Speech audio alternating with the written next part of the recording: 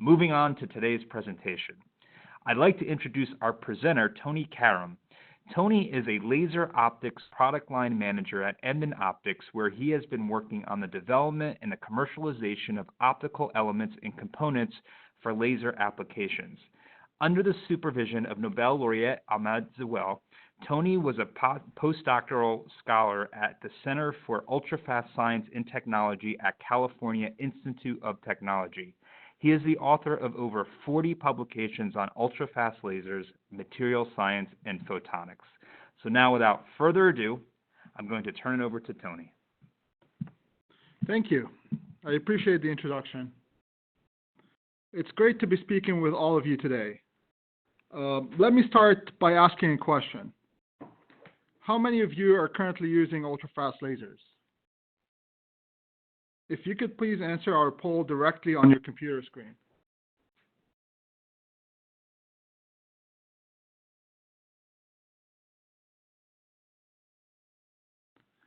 It looks like we have a split audience with about 70% using ultrafast optics and another 30% not using them. Let's go back to the 19th century, to a story many of you might be familiar with. In 1872, Leland Stanford, a tycoon and politician, had a bar bet with one of his friends. And the main topic, or the main controversy, was that do all four hooves of a galloping horse ever simultaneously leave the ground?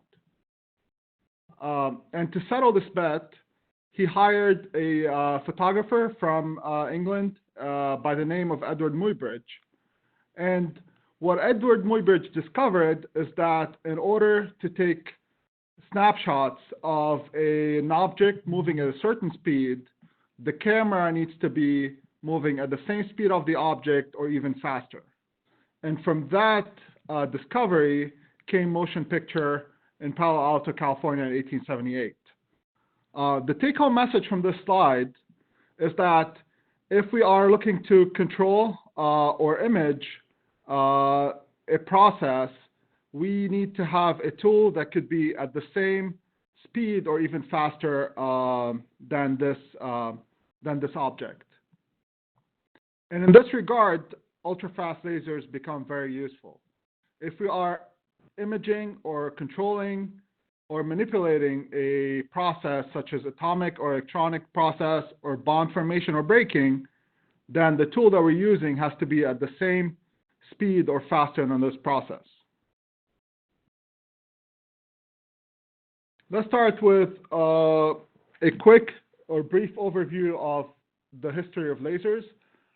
From the discovery of lasers in 1960s, then right after that, in about 1962, was the discovery of nanosecond pulse lasers through the first Nd:YAG laser. In the 1970s, we started using ultrafast lasers, and with the discovery of picosecond lasers in 1980s, we had the discovery of femtosecond pulses. And it took all the way to 2002 for people to generate attosecond pulses. The first breakthrough in ultrafast lasers came through ultrafast spectroscopy. Through the work of Zewail group at Caltech, they were able to use ultrafast lasers and use pump probe spectroscopy technique to image or to view the transition states of molecules during reaction, or to look at the bond breaking information of these molecules. So before this technique, we were able to look at the reactants, we were able to look at the products, but we were never able to look at the transition state that happened and only existed for a very short duration of time. So using these ultrafast lasers, they were able to image and study these transition states, and that led to the Nobel Prize in 1999 for these experiments. Moving forward to a few years ago, the industrial applications of ultrafast lasers. So in the last few years, industrial application of ultrafast lasers, we have had several of these applications. The first and most common one is microprocessing using femtosecond lasers. Here we can clearly see the advantage of femtosecond lasers compared to a nanosecond laser used in microprocessing, specifically with very short, very small features, and with the cleanliness of the microprocessing. Another very common application is nonlinear imaging, using ultrafast lasers and taking advantage of nonlinear processes such as fluorescence, nonlinear fluorescence, second harmonic generation, and third harmonic generation. A third application is life sciences and medical applications. A couple of these to note here is ophthalmology, like cataract surgery. Femtosecond lasers are currently the lasers of choice for these type of surgery. There's also 3D printing of medical devices. And then the last one here that we have on the slide is glass processing. And ultrafast lasers are used in a lot of very accurate and small feature glass processing. So to be able to talk about challenges of ultrafast optics, we would need to go back to the main, the basic concept of ultrafast lasers and how these pulses are generated. And this concept is known as mode locking, but basically we have the coherent, we have the coherent overlap or coherent superposition of different modes or different wavelengths, and that this broad energy bandwidth of ultrafast pulses is due to the uncertainty principle, and that arises from the inherent wave properties of photons, where the precision of time energy is limited by the Fourier transform. And for that reason, ultrafast pulses end up being very broad, with wavelengths ranging from 5 nanometers all the way to 100 nanometers or more. And the bandwidth will increase as the pulse duration becomes shorter. And here's an example of this. This is an example of a 10 picosecond, 1064 nanometer laser compared to a 500 femtosecond, 1064 nanometers, and a 50 femtosecond, 1064 nanometer laser. It's interesting to see how the shorter the pulse, the broader the wavelength range is. And so the demanding nature of these ultrafast pulses, broadband, high peak power, requires the development of advanced optics and coding solutions. And here, two basic concepts of also generating all the high energy ultrafast pulses through chirp pulse amplification. We would start with an ultrafast oscillator that generates a low energy pulse, femtosecond pulse. This pulse then gets stretched through a stretcher and then goes through an amplifier that will amplify the pulse to higher energy. And the last step would be compressing these pulses back to high energy femtosecond pulses. Another example of a way people typically manipulate or generate these pulses is when we need to go to very short pulses. There's a lot of different methods. One common method is using a hollow core fiber compression, where the laser is focused into a hollow core fiber with noble gas in it, and that could expand the bandwidth, and then the laser gets compressed after that with compression mirrors to very, very short pulses. So all of these examples are just to show how complex sometimes it could be to generate and maintain and manipulate these ultrafast pulses, and that creates several main challenges on ultrafast optics.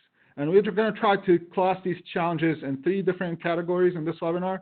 The first one is dispersion control.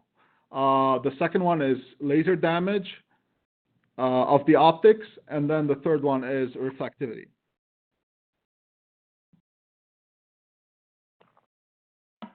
So to talk about dispersion, let's first go back to spectral phase. A light pulse is characterized by its intensity and phase as a function of time or frequency. So in time domain, the real part of the electric field is given as a function of the intensity and the phase, while in frequency domain is given as a function of the spectrum and spectral phase. And that brings us to group delay and group delay dispersion. And let me ask another question here. How many of you are familiar with group delay dispersion? If you could please answer the poll that you'll see on your screens.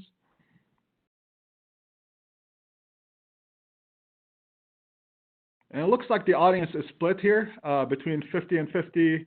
50 are familiar, 50% are not. So the group delay is defined as a derivative of the change in the spectral phase that we talked about in the previous slide with respect to the angular frequency. While the group delay dispersion now is the second derivative of the phase with respect to angular frequency. And group delay dispersion, or GDD, is a very important term that people typically hear. People who use ultrafast lasers or ultrafast optics typically hear this term a lot.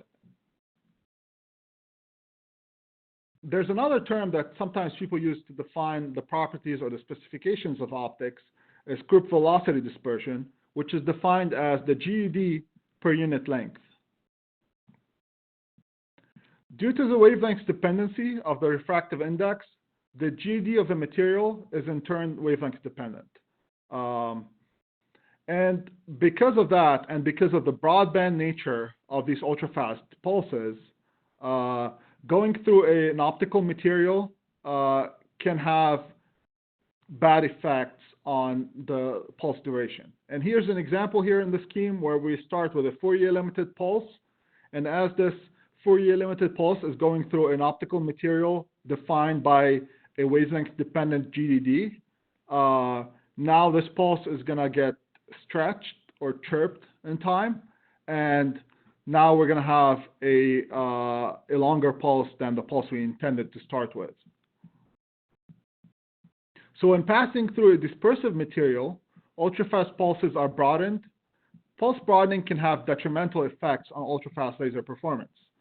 And it's very important in that case when we are using ultrafast optics to be able to determine or to be able to estimate this dispersion. And so if we start with a certain laser pulse with a certain duration, using after a reflection or several reflections through a mirror, or after going through a lens or an objective, what is going to be the pulse duration after this optic? There's a very easy way to estimate this using this equation.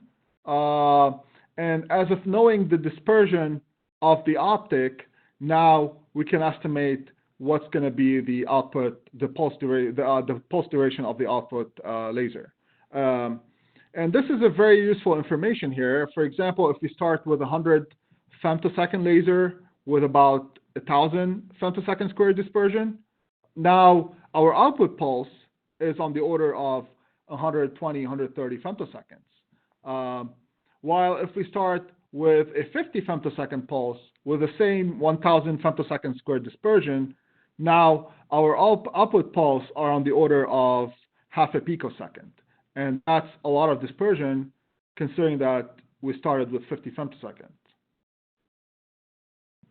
So in order to be able to determine this effect, it's very important for us to be able to provide with our optics the accurate group delay dispersion measurements. And it's also very important for people using ultrafast optics to know this value and accurately know it so they can estimate the effect of dispersion on their laser pulse. So to measure group delay dispersion, we typically use white light interferometers, and the setup is a typical Michelson interferometer. And we have two arms, as we can see here in this picture. There's the test arm where the test mirror is mounted, and then we have the reference arm where we have a reference mirror with 0 GD that are sitting on a moving delay stage. And by measuring the interferograms as a function of the position of the stage, now with a simple sine function, we can calculate the phase of this mirror. And there's different ways of making or doing this measurement. One way the way we make this measurement, we use a spectrometer for the detection. And by using a spectrometer, now the interferograms can be fit without the need of Fourier transform. And typically Fourier transform resolution and accuracy are highly dependent on scanning range. And that typically give us much more accurate GDD results. Now let's go to the second main challenge, which was the reflectivity. And there are different ways people in the industry measure reflectivity. There is a spectrophotometer, which is the most common one. And people typically measure directly the reflectivity in the spectrophotometer, or sometimes they even measure the transmission and then calculate the reflectivity. However, the resolution on spectrophotometer is on the order of 0.1%. And when we're talking about ultrafast lasers, we're talking about low loss optics where the reflectivity is on the order of 99.9% and higher, or 99.8% and higher. And in that case, the measurement with a spectrophotometer becomes very inaccurate. So in order to get accurate measurements of reflectivity, we use cavity ring down spectrometry. And this is the setup here shown on the right side of the slide. And this cavity ring down spectrometry measures total loss instead of measuring reflectivity. And from measuring total loss, because total loss is such smaller term than reflectivity, the precision on the reflectivity becomes higher. And the way this method works, we have a resonant cavity with two mirrors with known reflectivity, and both of them are low loss mirrors. And then we run a measurement of these reference mirrors, and then we can calculate the total loss using by looking at the decay of the cavity over time, and using a very easy, very simple exponential equation, we can calculate the total cavity mirror loss. Then we remove one of the reference mirrors and we replace it with a test mirror, and now we run the measurement again, and then we fit the data again, and we get the total loss of this mirror that we are testing. For more information on cavity ring down spectroscopy and high reflectivity mirrors, we previously gave a webinar that is currently available on our website. Now, the other challenge is laser-induced damage. As we all know, with ultrafast lasers, peak power density can become very high, and that could be very challenging for optical coatings and optics in general. We will first present here the simplest type of coating, general metallic coating, and try to understand how damage occurs in this type of coating. So here, if we consider a 50 femtosecond, 800 nanometer laser pulse at fluence of 0.2 joule per centimeter squared, and if this laser is hitting a mirror, in this case a gold-coated mirror, there are going to be two non-equilibrium states between the electron and lattice. And so this metal system now is considered composed of two interacting subsystems. One is the electronic subsystem, and one is the lattice subsystem. And because of that, now we can use a two-temperature model with two coupled equations to calculate or simulate the rise in temperature of the electronic subsystem and of the lattice subsystem. And here, as we can see in the graph on the right side, we're looking at the temperature as a function of delay time. Instantaneously, we have a very high rise of the electronic temperature to about 13,000 Kelvin, followed by after a couple of picoseconds, followed by a rise of the temperature of the gold lattice. The interesting part here that the gold lattice is reaching temperatures on the order of 1337 Kelvin, which is equal to the melting temperature of gold coating, of gold. And so at very weak to medium fluences of 0.2 joule per centimeter squared, a 50 femtosecond laser is capable of easily ablating or melting the gold coating off a mirror. Now, how about traditional transmissive optics? Typical glass used in the manufacturing of lenses, windows, or debris shields can also have drastic effects on the performance of ultrafast lasers. And here, let's look at the group velocity dispersion as a function of wavelength of most common glass used in optics: fused silica, BK7, flint, and sapphire. And we can clearly see that the dispersion is significant per millimeter of this optic, and that could also be detrimental to the pulse duration. And here, this is the dispersion per millimeter. If we consider we have a typical laser grade lens or window of 6 millimeter thickness, and in a typical setup, there's a few of these optics. Now the GDD of these optics combined is going to be substantial. So the solution here is to try to reduce the thickness of glass in windows, debris shields, and lenses when it's possible. And this can avoid or limit stretching the ultrafast laser pulse. And on top of this, there's always the ultrafast specific AR coating that we put on our ultrafast optics. And this coating is characterized by low loss or high transmission, and is characterized by high LIDT and also very limited or near zero group delay dispersion. Now let's go to dielectric mirrors and the effect a standard dielectric mirror, not an ultrafast dielectric mirror, can have on pulse duration. If we take the typical 700 to 900 nanometer broadband dielectric laser mirror, which is used typically for beam transport with CW, nanosecond, and picosecond lasers. Can these mirrors still be used with femtosecond lasers without causing any substantial pulse stretching? And here we measured the GD of one of these mirrors, and the results here show a highly oscillating GD spectrum with a lot of very high GDs and very negative GDs. And to give an example of the effect of this mirror on an 800 nanometer ultrafast pulse, we calculated the pulse duration, the output pulse duration by taking for input pulse duration ranging from 50 femtoseconds to 250 femtoseconds.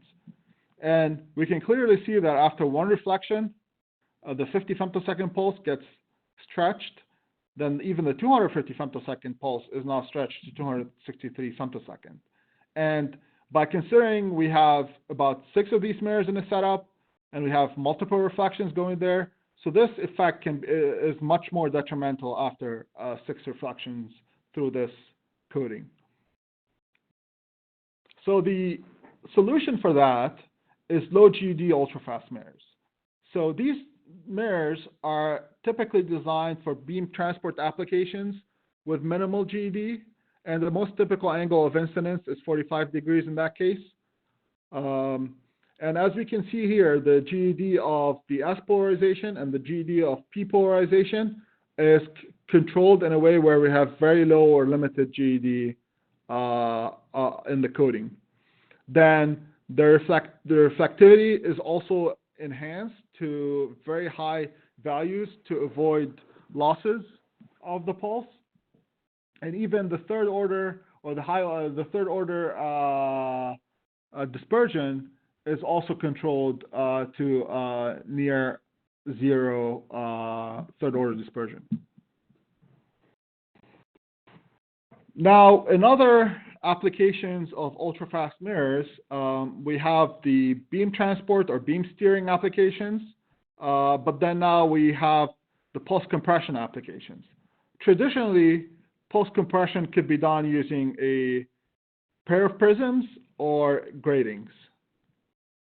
If we start with the prisms, these setups are typically bulky and occupy a lot of space, and space could be limited in a laser system or a laser box or on an optical table. They suffer from low loss due to the low reflectivity and transmission. Both prism gratings suffer from low losses. Actually suffer from high losses. And they are highly sensitive to alignment and the separation distance between the prism or between the gratings. Another disadvantage for very short pulses is the high third order or high order dispersion that could limit how short a pulse can be compressed with prisms or grating. So there are other solutions using mirrors. The first one is a GTI mirror with a coating that acts as a resonant cavity structure and provides angular dependent negative GD. So these mirrors could be used for pulse compression. However, the disadvantage of these mirrors is they have negative GD over a very limited bandwidth. And we know most ultrafast lasers, especially as we are below 200 femtosecond, the bandwidth starts becoming substantial. And they also introduce third and high order dispersion from the coating.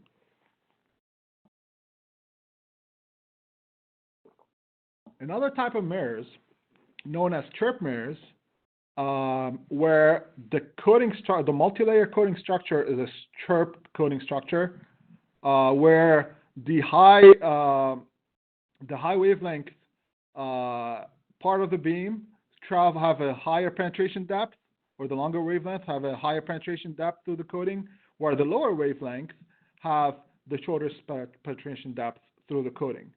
And by doing this, these different wavelength part of the pulse can catch up at the end of the mirror, and that could lead to compression of the pulse to very short pulses.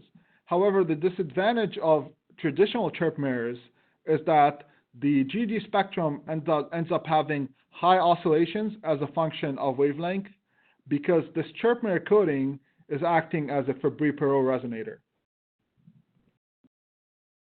So another type of mirrors that we do are highly dispersive mirrors.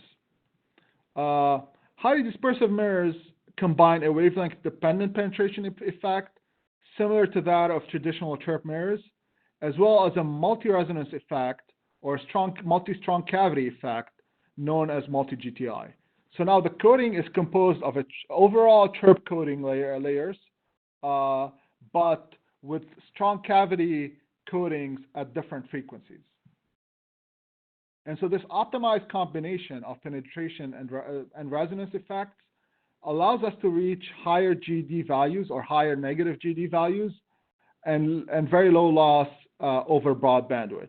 And this is very advantageous for compression of ultrafast lasers. Here's an example of a typical highly dispersive mirrors at 2 microns, where we see negative GDs with average GD of negative 1,000 femtosecond squared, very low losses with reflectivities over 99.95%. And by design, these mirrors have 0 third order dispersion. Here's another example of a very broadband 1030 nanometer highly dispersive mirrors. And here we can see we have an average GD of a negative 1,000 femtosecond squared. And because of this very broadband nature of this coating here, the GD has some intrinsic design ripples to it. So from these ripples, we can expect how much compression this mirror can reach. And so, for example, for this particular case, these mirrors would be ideal for pulse compression to sub 150 femtoseconds for common 1030 nanometer lasers. And so these ytterbium lasers typically have pulses on the order of 200 to 150 femtoseconds. So using these mirrors, the number of reflections for the compressions can be very limited. So this is the advantage of these mirrors here. So we can use them for common ytterbium lasers with only about a couple or few reflections and we can reach our target compression of about 150 femtoseconds. There's also different ways where the specs can be manipulated for different applications. For example, if a certain applications requires much more negative GD through the coding design, we can achieve negative, in this case, 2,000 femtoseconds squared, while still maintaining high reflectivity of the coding. And here's another example of a much broader band mirror with very high reflectivity and an average GED of negative 200 femtosecond. And here, when designing a mirror, there's an interplay between the three different the three main specifications: reflectivity, GED, and LIDT. So depending on the applications, these specifications can be tuned and to have the overall specifications for the particular applications needed. Here's another example of ultrafast optics that are commonly used, and these are called complementary chirp mirror pairs. So as we said before, chirp mirrors can have a very broadband coding. However, as this coding becomes broadband, now we have a lot of GDD oscillations in the signal. So a way around that is to code a complementary chirp mirror pairs where one mirror or the GD in one mirror is designed out of phase compared to the GD of the other mirror. And so that leads to an overall almost oscillation-free GD, and that could be very advantageous to compressing very short pulses. And here's an example of one mirror here that you see on the screen, where the average GD is almost oscillation-free and maintains a very broad negative profile.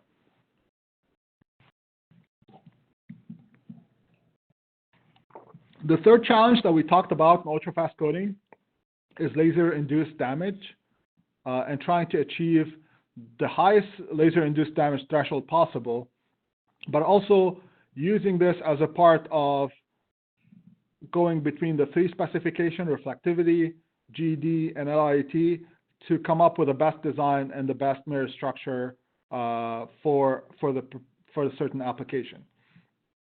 So with ultrafast lasers and a dielectric coating, which is transparent, the mechanism of damage occurs because of nonlinear effect, and the carrier excitation happens because of these nonlinear effects. So the most common mechanisms are either a 2-photon absorption mechanism or a 3-photon absorption mechanism. And here, by tuning the structure of the coating from a lower band to a higher energy band gap structure of the coating, now the only mechanism damage could happen would be a 3-photon absorption process. And because a 3-photon absorption process has a much lower probability of occurrence than a 2-photon absorption process, this tunability allows us to design a mirror with higher laser-induced damage threshold. And here, finally, is a comparison, a table that compares the different mirrors used or in lasers applications, and the advantage and disadvantage of some of them. So we start with general purpose mirrors, typically used for pulses larger, shorter, or slower than 1 picosecond. The most common ones are dielectric mirrors. Typical applications are beam transport. As we saw, though, these mirrors have very high and oscillating GED because this GED is not controlled during the design process.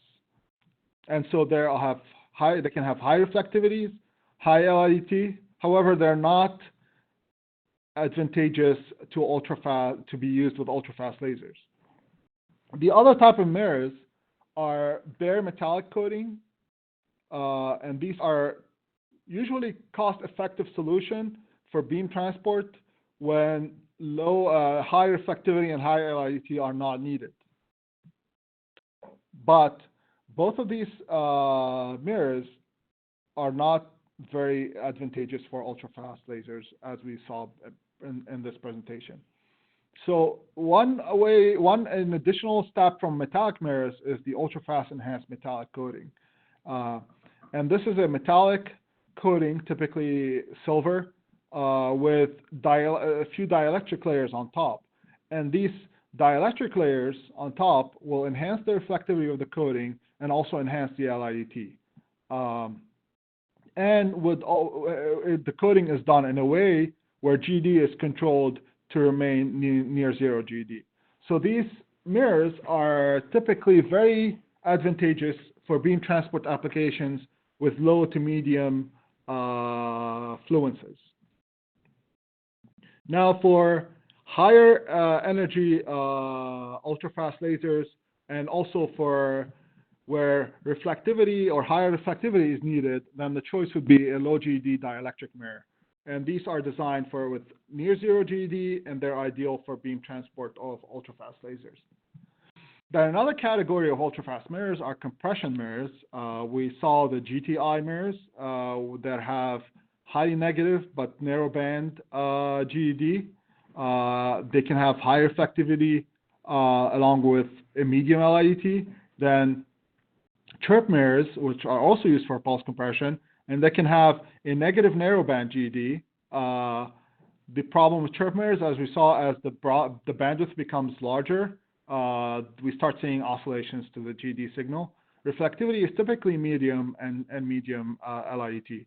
Highly dispersive mirrors, by combining the multi-GTI effect and the chirp, multi-structure chirp coating, are also used for pulse compression, and they have a highly negative broadband GED, high reflectivity, and high LIDT. And the major reason for that is that because now we have different properties that we can manipulate to try to get the best combination of GD, reflectivity, and LIDT.